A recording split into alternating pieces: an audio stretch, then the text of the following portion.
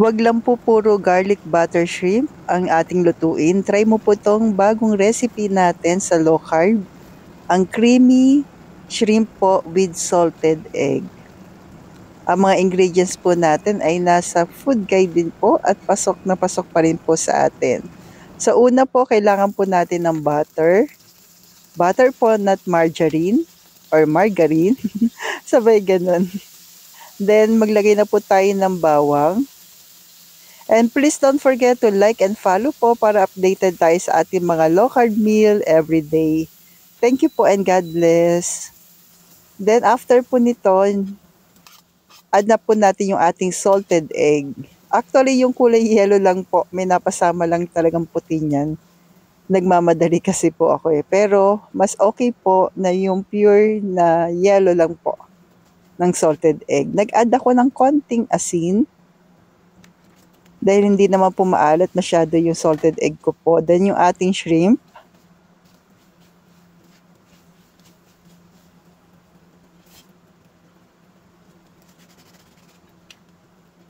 Add din po tayo ng paminta. Then yung ating unang gata po ng niyog. Tapos pakuluin lang po natin ng sandali. Kapag medyo nag-orange na po yung ating shrimp po, alisin muna po natin. Pero nilagyan ko po pala ito ng chili flakes muna. Then ayan na po, pagka nag-orange na po, alisin muna po natin para hindi siya ma-overcook yung ating hipon. At kung umabot ka po sa part na ito, ano pong seafoods po ang favorite niyo po?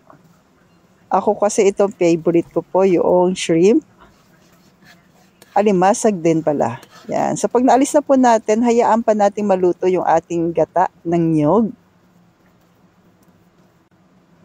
Pakuluin lang po natin ng mga 5 to 10 minutes po. Yung tipong nagmamantika na po. Yan, mas okay po siya pagka ganun na. Yung maluto maigi yung ating gata ng niyog.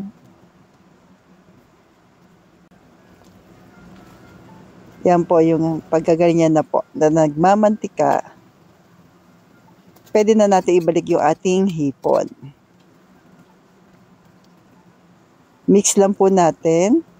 Then add po tayo ng chili na green. Optional lamang po pagkakulo. Meron ka na pong creamy shrimp with salted egg. So stay healthy, stay low carb po. No rice po tayo ka-low carbs, no high carb. Just enjoy po itong ating seafoods. Thank you po and God bless. Follow for more.